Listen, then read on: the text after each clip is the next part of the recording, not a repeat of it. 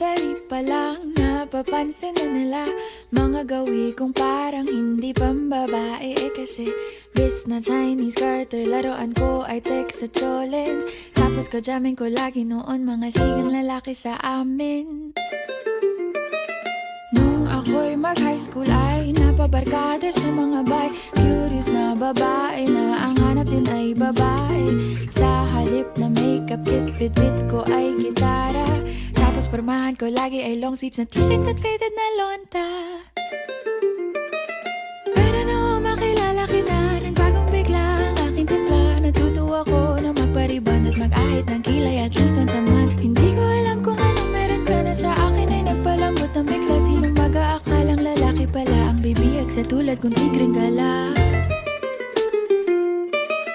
Kahit ako'y titibok-tibok, puso ko ay titibok-tibok pa rin sa'yo.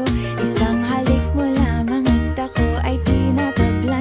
At ang aking pagkababae ay nabubuhayan na para bang bulaklak na namumukadkad. Dahil alaga mo sa dilig at katamtamang sikat ng araw-araw mong pag-ibig sa aking buhay nagpapasarap.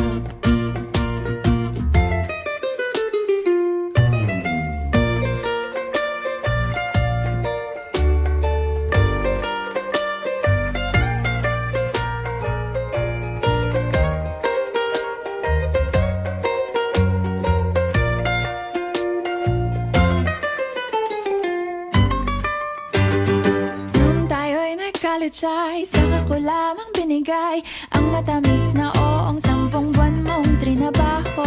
Sa halip na tsokolate at tipikal na mga diskarte, nabihag mo ko sa mga tula at sa mga katamong pabebe. Kaya nga noong makilala kita, alam mo na agad na mayroong himala. Natutuwa kong magtakong at napadalas ang pagsuot ng bestidang pula. Pero di mo naman inasam na ako ay magbagong tuluyan para patunayang walang matigas na tinapay sa mainit na kape ng iyong pagmamahal.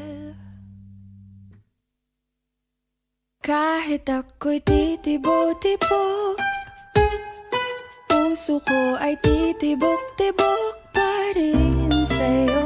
Isang halik mo lamang at ako ay tinatablan. At ang aking pagkababae ay nabubuhayan na para bang bulaklak na namumukadkad.